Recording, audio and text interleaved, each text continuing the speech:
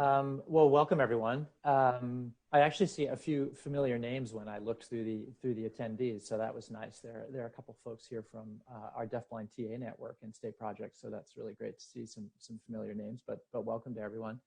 I'm Sam Morgan. I'm the project co-director of the National Center on Deaf-Blindness, and I'm going to be presenting today with Megan. She can introduce herself in a second. I've been with the National Center for about 5 years, and I worked in state projects for about 20 years before that.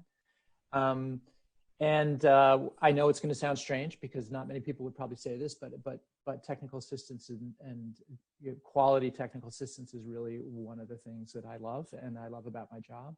And I've really enjoyed this unfolding work over the last few years that you'll hear a little bit about. Sam, can you try to speak a little louder? Someone can't hear you. Okay, is that better? Christine, is that better? Yes, okay, sorry about that, but thank you for the prompt. And if it happens again, please tell me. Yeah, sure. Yeah, Megan. Yeah, sure. So hi, everybody. My name is Megan Cote, as Sam said, and Nora said as well. And I get to work with Sam at the National Center on Deaf-Blindness, and I get to lead out on the Family Engagement Initiative, which I tell everybody all the time is the most fun initiative at NCDB, because when you get to work with families, that's about as good as it gets. So we're really excited to be able to share some ideas of a product that we put together to assist state deafblind projects on really thinking about how to explain how they serve families, measure how they serve families, and be realistic about what type of support they can provide and who they may need to partner with. So we're happy to be with you today. Great. Well, I'm going to kick it off today, but Megan and I will go back and forth in presenting the content, and hopefully we will get to the point of we'll have a little bit of time at the end for questions. To start out, however, I do want to ask one question that I would like people to put the answer in the chat, and then I just want to look at that because it'll give Megan and I a little bit of a sense of who's in the room, and then we'll go from there. But we basically want to know, what your experience is in using implementation and TA practice in providing services to families specifically. And so you can say either, I have no experience, I'm a little bit aware of it, I've done some work, or yeah, that's how my family services are organized. So sort of, one of those four options, and let's see what people say.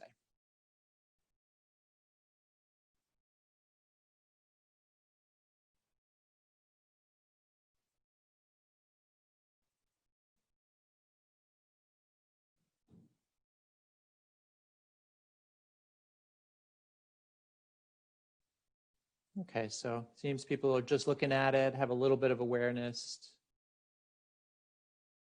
Yeah, okay, so that's good. So it seems like people have a bit of context for this type of work. And so hopefully today we'll be able to expand that a little bit for you and get you to think a little more deeply about this type of work. So like any presentation, we do want to have objectives.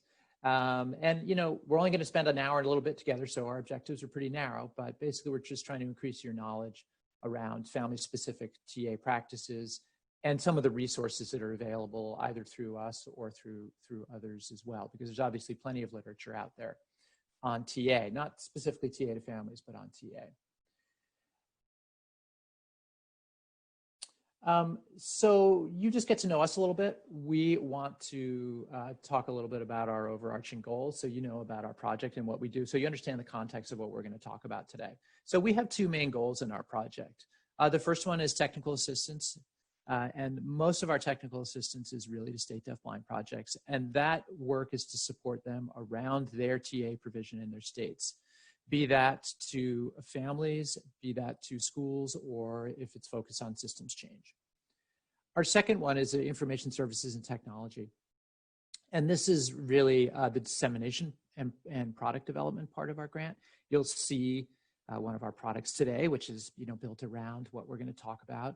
And we have a range of products around technical assistance as well as obviously content on deaf-blindness.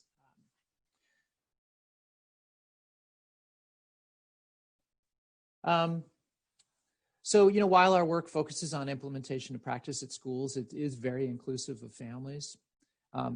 as is our systems work in general, which is inclusive of family systems, and really pushes to try to include families in decision-making groups as well. Us as a national center, we are part of a network of us as the national center, and then of state deafblind projects that are in every state. The work of the state deafblind projects in a lot of ways is really similar to the work of the parent centers, and especially around some of the family work. And that's why we're really here today, because there's a lot that's analogous between the two networks and the type of work they do, and hopefully in how they do it in the future.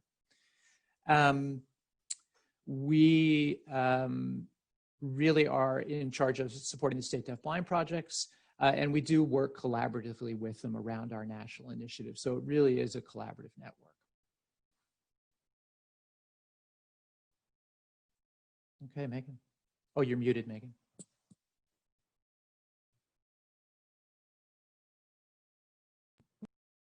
Hold on. Can you guys hear me okay? All right. So we have 4 national initiatives, as Sam said on the previous slide.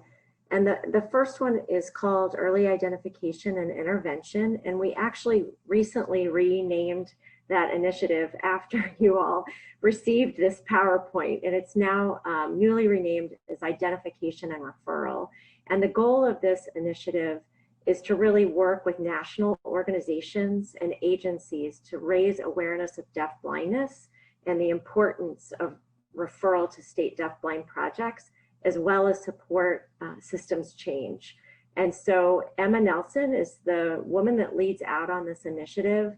And within the initiative, you'll find really amazing resources around one thing that the state projects use a lot, which is called a self-assessment guide. And the other thing is the Early Identification and Referral Toolbox, which is loaded with really nice resources about making intervention into different systems related to EI. Our second initiative is Interveners and Qualified Personnel.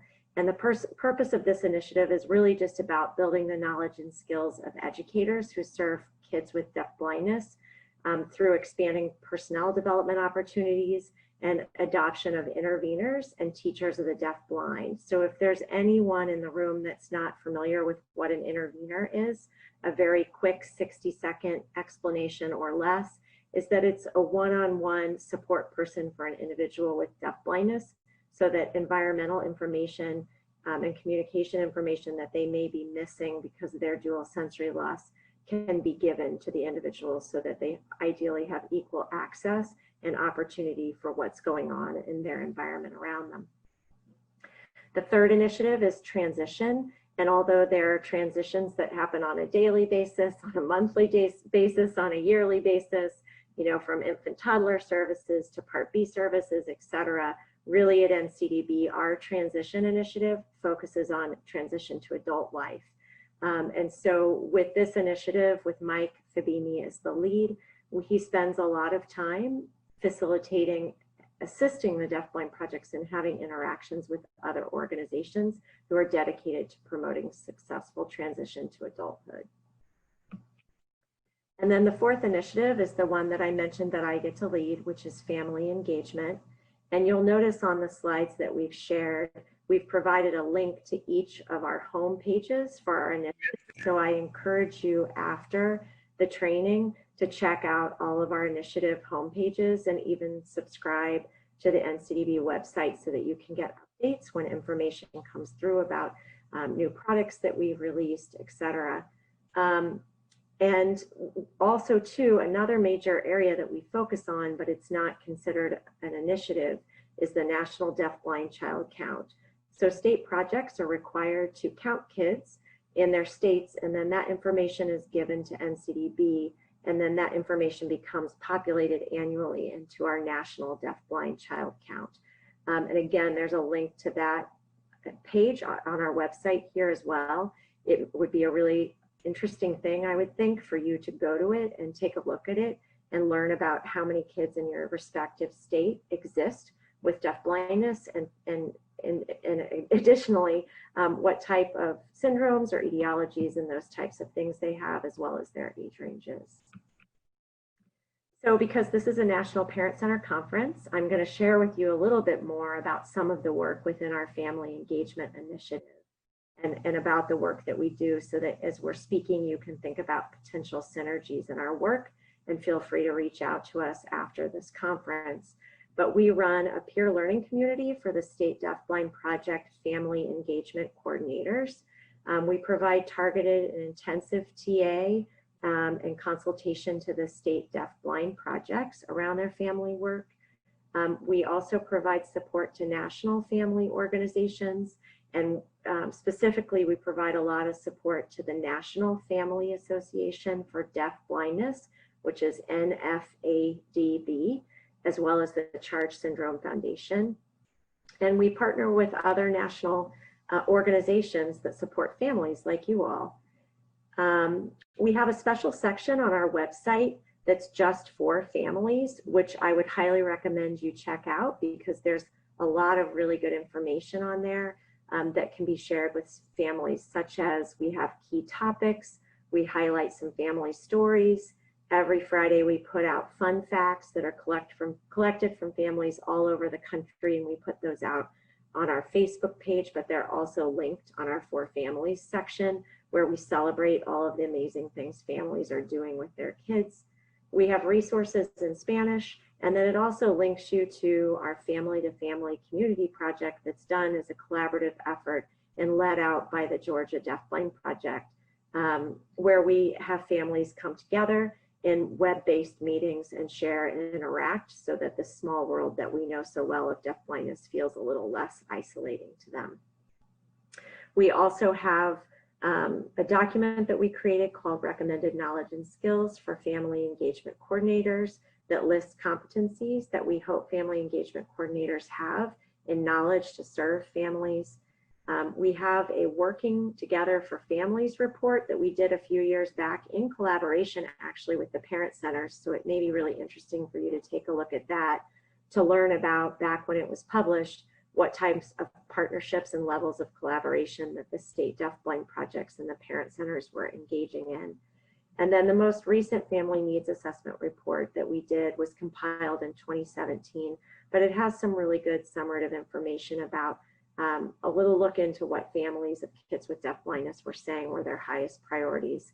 And I would frankly be surprised if you took a look at it and realized that it was that dramatically different than from a lot of the other families that have kids with other disabilities mentioned as their needs as well. So the services that state deaf-blind projects offer to families, it's really important for me to mention that there are varying levels of money that are given to the state deaf-blind projects depending on their child count. And so some state projects have tons of children on their count and some have fewer. And based on that, that drives how much money they get. And so every state deaf-blind project doesn't do the same thing in supporting families, but they are asked to work on all of the 4 major initiatives that we mentioned on a previous slide, one of which is families. And so in generality, this slide talks about most all of the state deaf-blind projects really do provide individualized technical assistance and support to the families in the home, in the school, and in the community. They provide coaching for service providers around the needs of our learners. They can help facilitate team meetings. They provide trainings for families, although right now, much like you all, they're all being done virtual in this lovely Zoom world that we can never seem to get out of. And they provide a lot of universal and targeted TA around information dissemination to make sure that organizations in their state are aware of who they are and are hopefully referring families to them so that they can get connected to the State Deaf-Blind Project. And on this slide, you'll see a link to the list from our website to all the State Deaf-Blind projects. So I encourage you, if you haven't made connection with your State Deaf-Blind project, to put that on your to-do list for this week or next and make connection with them and hear about what they're doing to support families, especially because in recent times, we've needed to make adjustments to what our technical assistance looks like because of the pandemic. So I'm going to share some information about that's on this one slide, and then I'm going to pass it back over to Sam.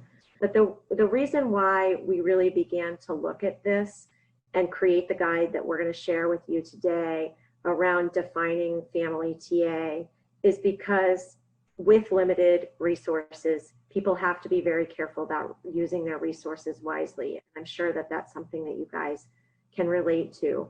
Also, it's tempting to be everything for every family, but it's not realistic. So people have to be thoughtful about what activities they're going to engage in so that once they start them, they really are sustainable and that the outcomes that they can get from those are actually making an impact and that there's something that can be measured.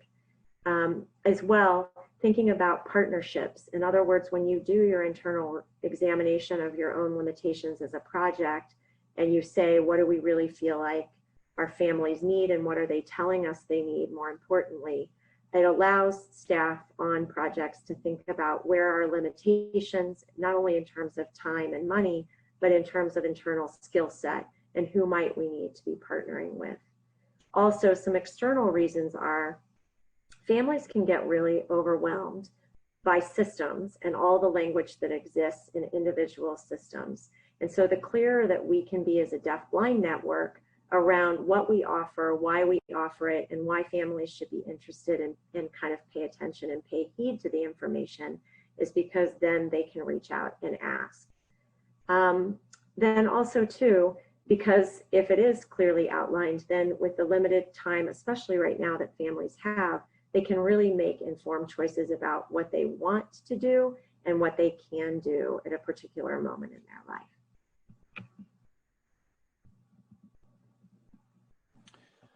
All right, so I'm going to talk a little bit about sort of the general framework around implementation in TA that we've used and some of the background, so you'll understand that and understand where all of this came from. And then Megan's going to really dig in around some of the specifics around what we've produced.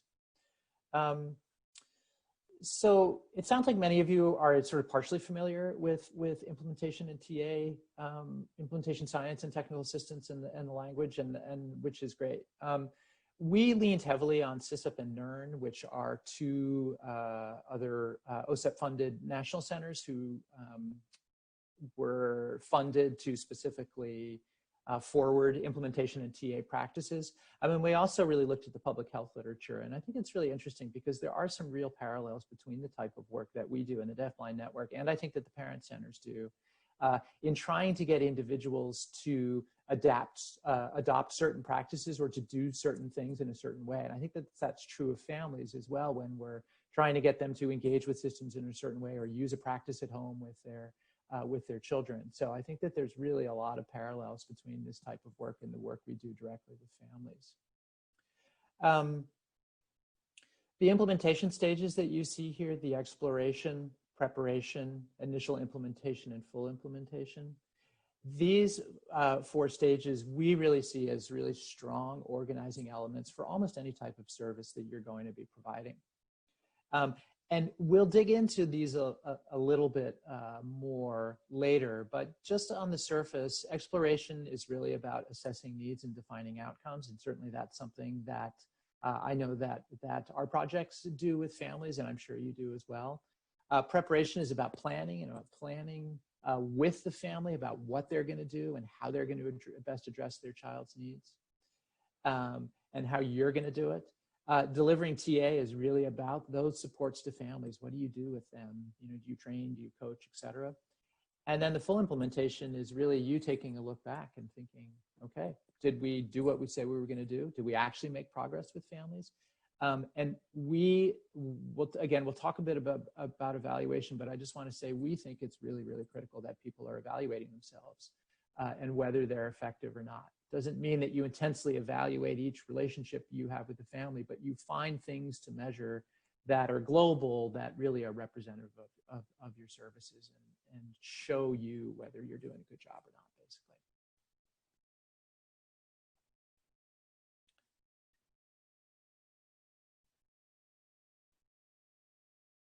So the other organizing factor is the levels of TA, and again, you guys may be aware of these, but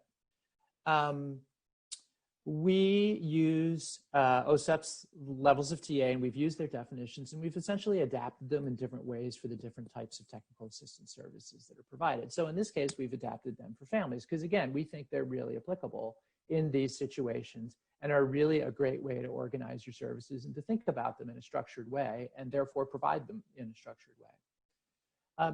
So first of all is universal TA. And it involves support and information that can be accessed independently with minimal assistance. So this is probably, you guys are engaged in a lot of this type of stuff already. Your center websites, the information that you put out for families that they can use independently on their own, whether that's about IEP process and meetings or whether it's about specific practices on kids. It's really sort of that basic information that you put out there. It also includes presentations like this or presentations that you might do at family meetings and conferences, just sort of generally about your center and about what you do and what's available and sort of high-level information about best practices for families. And we also include in this category sort of brief interactions, you know, those one-time phone calls that you get from a family who they might just be looking for a specific resource and then they're sort of off and running on their own and they don't really need more support from you. Targeted TA is, you know, a little more. It involves establishing a relationship with a family. However, it's still designed to address needs common to multiple recipients rather than being highly individualized. So this, we're not talking about that really intensive one-to-one. We're talking about training and sort of the consultation that you give families where they may call multiple times, but you don't really have a specific, really intensive plan with them.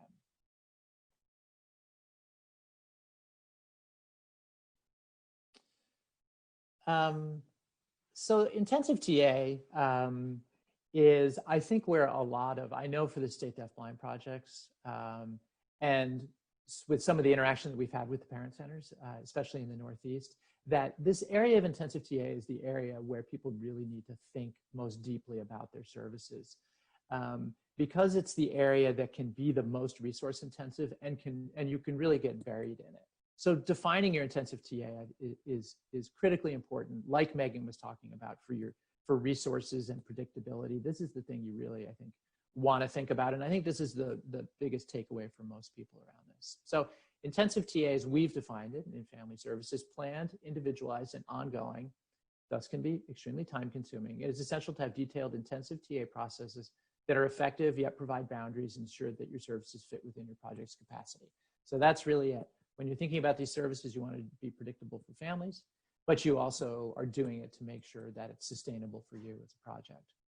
And so this includes some of those things we talked about: assessing family needs, the action planning, and then the actual implementing of practices. And again, it's different. It'll be different for all of you, but it may be home visits, it may be coaching, it may be intensive phone consultation, it may be mentoring with other parents.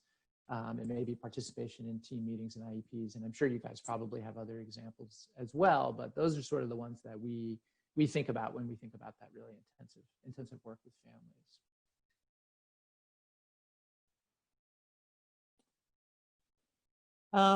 So we, as projects, the Deaf-Blind Network and the Parent Centers, we all have one thing in common for sure, and that is we are funded by OSEP. We're funded by the same people. And we just wanted to show you sort of what their expectations for our state deaf-blind projects are around their family work. Because I think what you'll see that there's really a lot of overlap there with what's expected of you guys as well. So these are three things that came out of our RFA that we thought would be important to sort of highlight that point. So first is increasing support to families to facilitate their involvement in the education and transition opportunities for their children, in this case, who are deaf-blind. So that's, you know, really helping them to understand those systems and understand those practices that are best for their child. The second is in conjunction with the state parent training and information centers, ensure that family members and caregivers of children who are deaf-blind have the training and information needed to maintain and improve productive partnerships with service providers. So this is really a collaborative goal for the state deaf-blind projects and you guys as the parent centers. And I was watching the chat before, and it sounds like some of you already have some really strong relationships with your state deaf-blind projects, which I think is great. But I would, again, just encourage everyone to at least share information with each other, if not really think about formal referral and deeper ways that you might collaborate. Certainly, we're open to talking to parent centers about that as well. If you wanted to speak to us about connecting with your state Deaf-Blind project, we could help you do that. And thirdly, how the project will provide high quality training and TA to the family members and caregivers of children who are deaf-blind, and TA and professional development practitioners. So I believe that the vast majority of parent centers have been newly funded. So congratulations if you're one of those. And I can imagine that in your application, you probably had to talk about the structure of your services.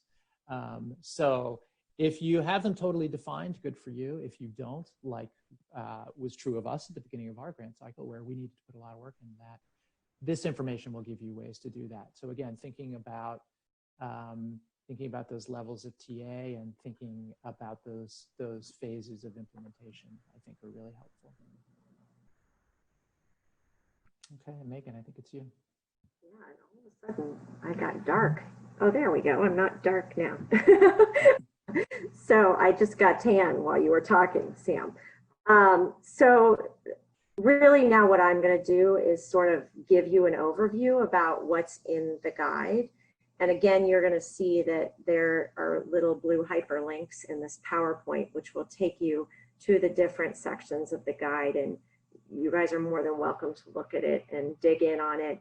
And as you have questions, again, feel free to reach out to Sam or myself, and we're happy to have conversations with you regionally or even just as individual parent centers if you'd like, about the logistics of how we set it up and even to help you do some strategic thinking around next steps.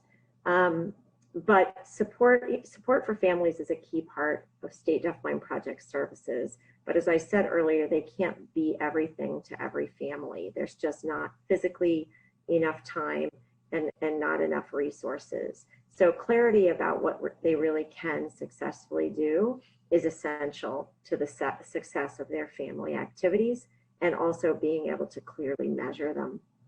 So we've divided the guide into two parts. And part one is really about taking a deep breath and about creating a clear process for your family TA activities. And this is a really challenging thing to do in general, but it's specifically really challenging right now because of the pandemic, because a lot of the face-to-face interactions that we have become so used to with families are looking really different because, you know, now they're on screen.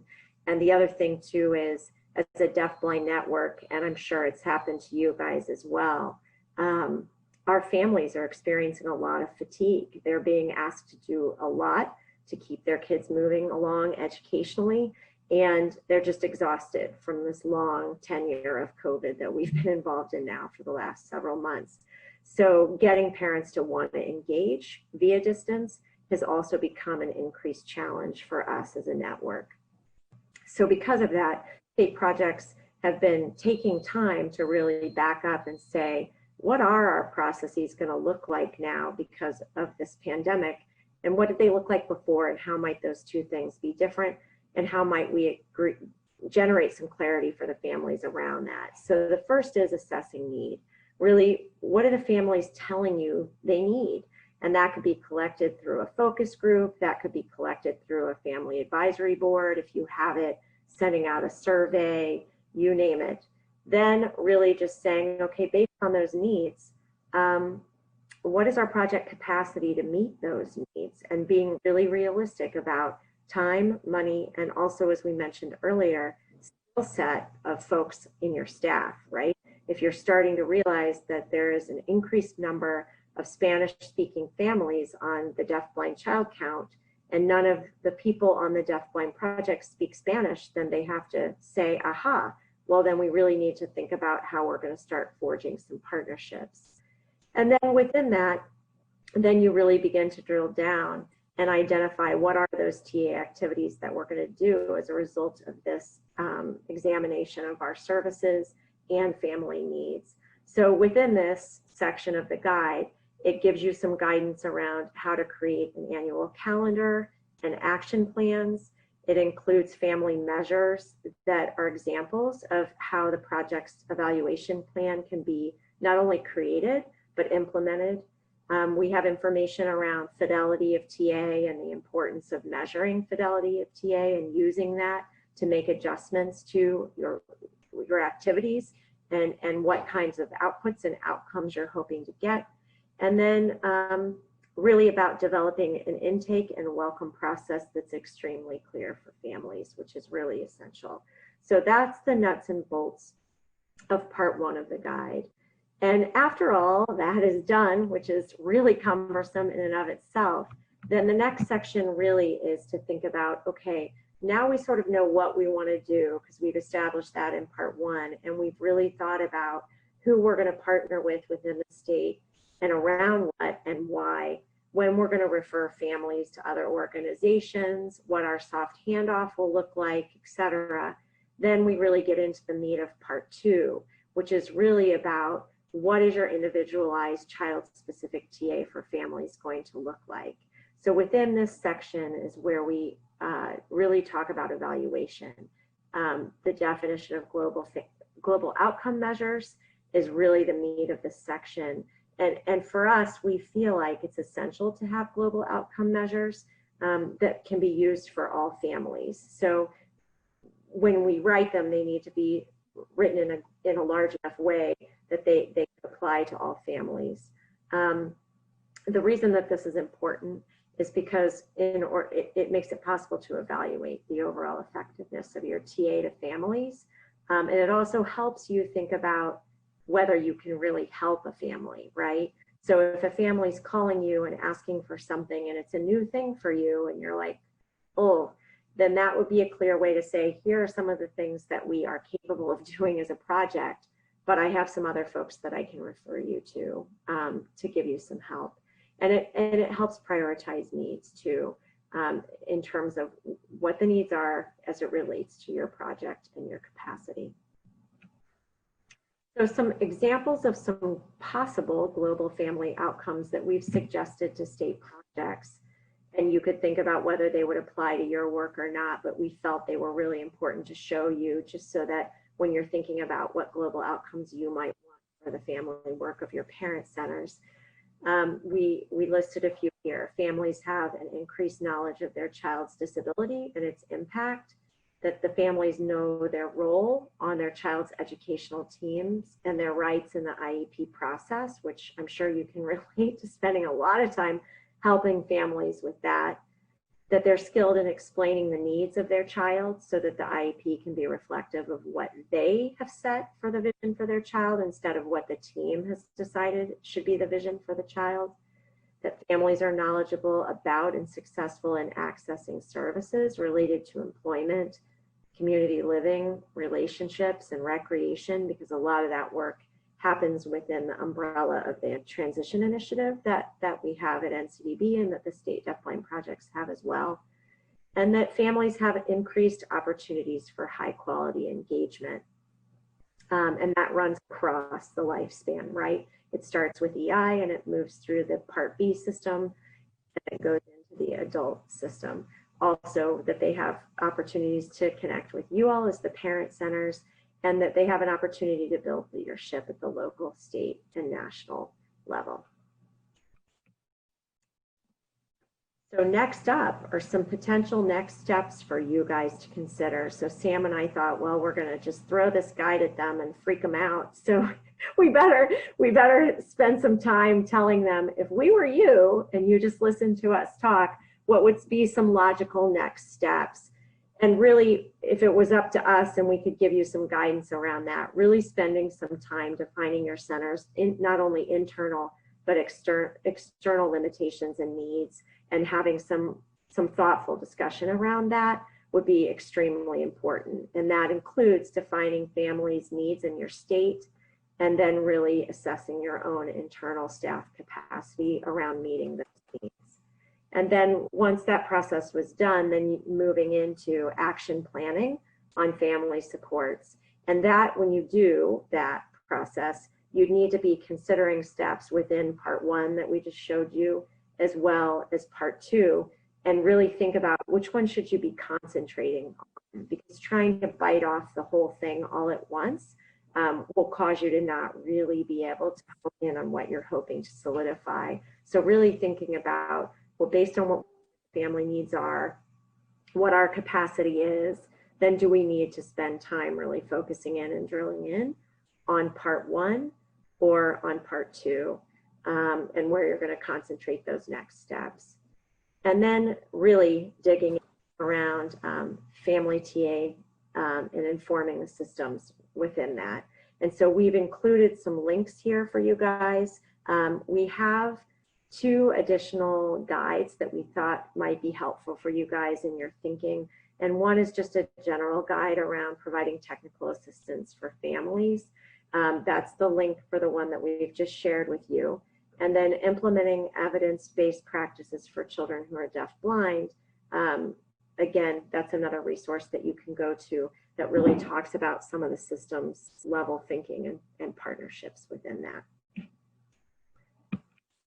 So then really it lands us on our last slide with our contact information. And I will say again, we're really highly sincere when we say we would be honored and would love to hear from any or all of you after your time with us today, and after having a chance after this is over to take a look at the guide and really dig into it a little bit. So we've provided our contact information here, but with the remaining time that we have, we're hoping that we could open it up to some questions and answers. And I know Nora has been watching the chat pod, and Sam has too.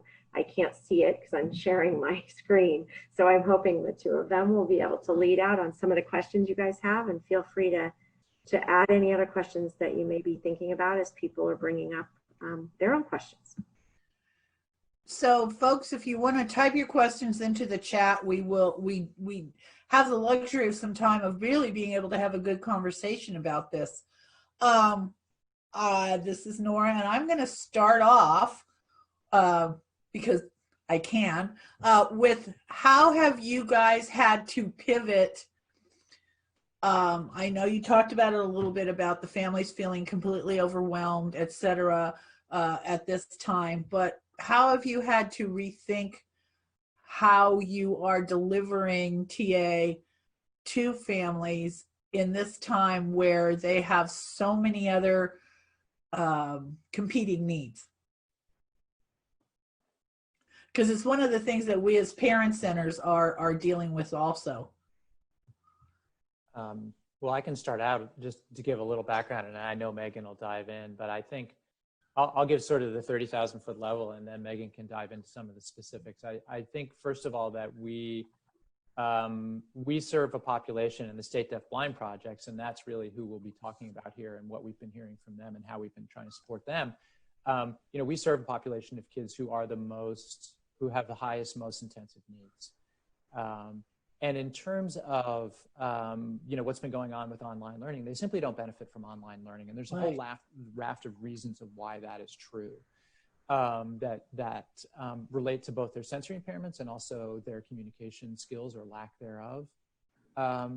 And families have been saying that it just doesn't work for them, and you can't try to inject that into our house. And our home. It just doesn't work for us because, you know, it's not about the child benefiting from the learning. It's about us mediating everything that happens for the child. So I'm sure Megan can go into a little bit about sort of what we've tried to do around that. I can't say we've been 100% successful, but I think it's helped the state projects pivot a little bit. So. Yes, and I would add, I agree with what Sam said, this is Megan speaking, and I would add on to that the state projects have really sort of pulled back a little bit, and instead of sending a ton of information to families, they're trying to figure out small manageable sound bites to send to families of just little pieces of information that might be helpful. And then spending some time doing individual check-in calls. I know several state projects have just started, you know, I say phone a friend, but just started doing some personal check-ins just to see how the families are feeling and really listen to what it is that they need, because one more document, one more Zoom meeting is just more than what they can take. And then a handful of states, which I thought was brilliant, and it's really gaining traction, and now some other state projects are going to do it too, is they've organized story time, right? Because in our best effort to provide assistance to families, we're sort of inadvertently giving them homework, right? We're giving them more things to look at, more things to review, more things to consider, more things to ponder. And so a handful of states in the Southeast thought, you know what, why don't we help the family have something that they can look forward to each week that's planned that will bring them joy and promote learning for their child. So they've engaged in a contract with a woman that's doing some virtual story times for the families, and then they use some of the money from their state project to mail kits to the families so that they had the materials that they needed to do the activities that would go along with story time. And they've had a lot of success with that so far. And a handful of other states are going to begin doing it too. I mean, for some kids, it's a little too sensory overwhelmed for them. Some of them are missing some of the visual component of it or a little bit of the auditory component, but to just have a way to get in a room as a community and have an activity happen for your child and with you as a family member that can be fun, that you don't have to think about, that's been really extremely helpful. And then several states across the network, and we've been doing this for years, but it's been interesting to see new families join the fold, are taking part in something I mentioned before called Family to Family Communities Project, where small groups of families that have interest around similar need. So maybe they want to learn more about transition. Maybe they want to learn more about communication development. Maybe they want to learn more because they've got a little one and they want to connect to other families who have kids with deaf-blindness that are of that same age. They're thoughtfully sort of grouping those families based on interest and doing drop-in calls that occur at predetermined times. So those groups meet once a month and they're led by a facilitator, actually two co-facilitators. And then parents can come in and share ideas, ask questions of one another, and really build community virtually. And that they've had a lot of luck with. And then for our Spanish speaking families, the woman that is the family engagement coordinator in California, she's extremely talented and amazing. Her name is Myrna Medina. She is using a resource that you will also find on the NCDB website called AHOA, which stands for Open Hands, Open Access Learning Modules. And she's using those modules to do a study group with Spanish speaking families. And she said that she's had some really good luck with that too. So those were a myriad of examples to really just then say in a very succinct way that what we're finding is getting traction is when you think about the individual needs of the families and really say, how can I package that and bring that to them in small, predictable, pre-scheduled slots that is actually meeting a need that they've requested needing help with, but done in sort of an informal, casual gathering kind of way. That's when we're getting families to be interested in coming and showing up to things. And then it's really about getting your circus costume on and getting the plates on your head and spinning them to get their attention, to actually pay attention to the memo that you're sending out about the actual thing. No, I joke. And I'm not making fun of them when I'm teasing. It's more just because truly families are, as you guys know, so overwhelmed right now. It's about making sure that you're thoughtful and making them aware of what the opportunities are. So as they're creating these activities, the State Deaf-Blind projects, lots of them are taking time to do some individual outreach to families to encourage them to come, and then asking them for help to actually phone some of their friends to encourage them to come. So it's more of a parent grassroots effort to get them to come to events and stay connected to the network. Thank you. Somebody had asked what that resource was again, and Sam posted it as a link, and we will be saving the chat. And a lot of folks are talking about, they're not necessarily asking questions, but how important, you know, they're using individual check-ins and then to see how things are with families. So you're right, it's that opportunity to have that personal contact with them. And then, but it talked about how just having all the hyperlinks and, you know, sending those to the family is okay, but there are families who just are not that familiar with navigating online and how you get, how do you get the resources into their hands? And so it's sharing material in other languages for limited English speaking families, and then actually printing out and sending them the materials. Nora, I put 3 resources in the chat. Perfect. From us. One of them is a webinar we had about establishing routines at home, which is really about, instead of asking parents to do something else, this is a way to support their routines that they already have with their children at home, and how you can link that to communication development. So that was from Susan Bruce at Boston College, and from Tracy Lewis-Ellie, who runs the New England Project. So it's a really good resource to think about, how do I really support parents where they are? The second one was the Family to Families project that Megan talked about. And then the third one was the AHOA modules. And those are on our website, free, open to anyone. Great content for kids who are deafblind, but also great content for kids with intensive support needs, really, of any type. So that is one of the wonderful things about what you guys share, is how transferable that information is across the board to many families. It's, you're working with a very specific population, but there's a capacity to take that information and to adapt it for the work that we do. Anybody else have a question that they want to get out now? I have another one. Do you see any changes going forward when all of this is resolved, of rethinking how you're delivering your services? I mean, we're kind of stuck where we are, but this is going to be done someday. So have you guys given any thought to that or learned anything from it?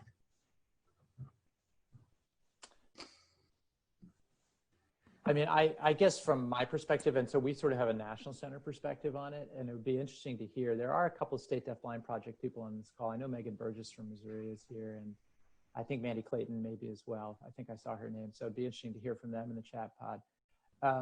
I mean, I would say that there are advantages to the virtual world in a lot of ways. And I think around content and people's ability to engage in content in the way that they want to, especially for families, there's real advantages to that. Instead of it being fed, they can explore.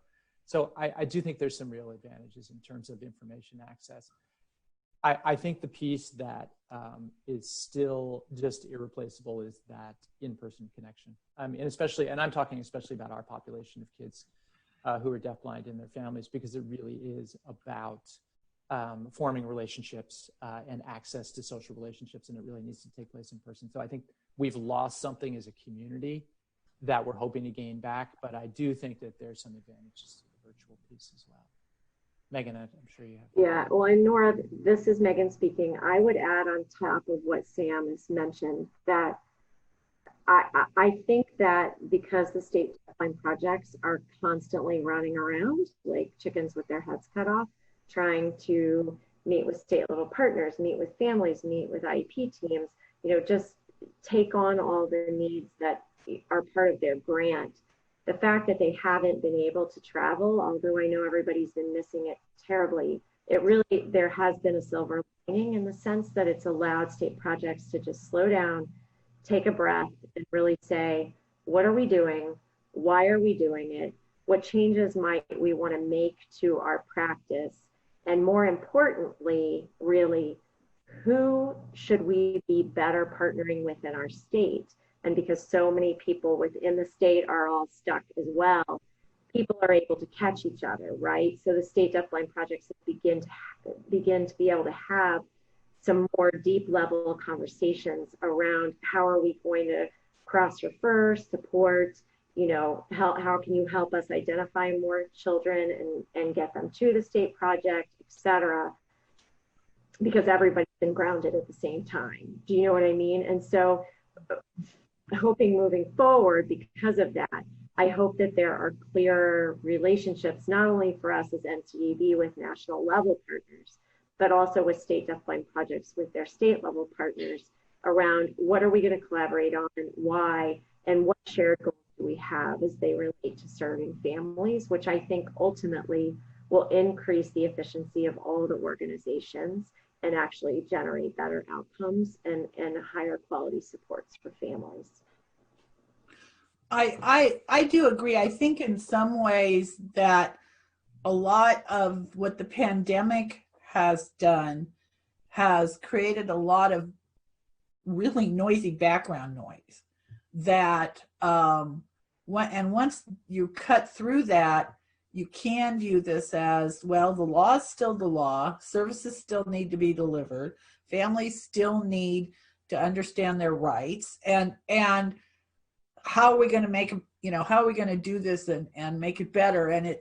But it was that transition of getting past the panic and the overwhelmedness and such that I really do hope that all of the providers, parent centers to everybody all the way up to OSEP and beyond, has an understanding of, taking a beat to figure out what are the priorities and what has to be done and figuring out new ways to do it. So. Yeah, and Nora, the other thing I would add based on what you said, and I apologize for interrupting, but is I believe that families, when they actually relax into believing that teaching their kid is often about, as Sam mentioned, because we did that routine webinar, when they really relax into the belief and feel it to their core, that the best way to teach an individual with deaf-blindness is really around consistent routine and building communication and learning around those routines, because with mass trial and practice, that's where communication develops, that's where the independence develops, etc. Families are really learning a lot about their kids and about how to really hone some of those important routines that will actually enable these children to be more independent down the road, because they're on it all day long, practicing over and over and over again. And I think they're really come to believe that. And I think that's going to embolden and empower them to be actually able to advocate even better within the school system to say, here are some really important priorities we have for our family, for our child, that will actually help ultimately in the end, IEPs become better and stronger. And I also know state projects have been working a lot on helping families learn about how to explain the needs of their child through, doing some person-centered planning stuff via distance through the home. And so how can we really tell our story has been a big thing that a lot of the state projects have been working on with the families, so that they'll be able to explain, whether it be via distance or in person, here are questions I have about my kiddo, and can you help me find these resources? I actually think it's going to help create stronger outcomes for the kids in the end. It's tough right now, right?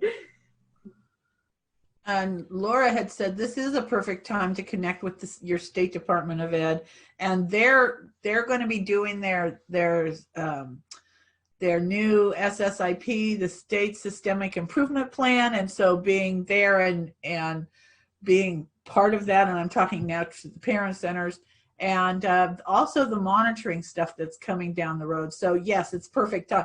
They're scrambling, as we all are. And then Midra said they're using this as an opportunity to partner with the SCA and the PNA and DE.